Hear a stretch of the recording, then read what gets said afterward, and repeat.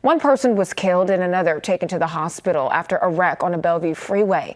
Bellevue Police say they found a Ford and a Nissan off the road at Highway 75 in Fairview Thursday night.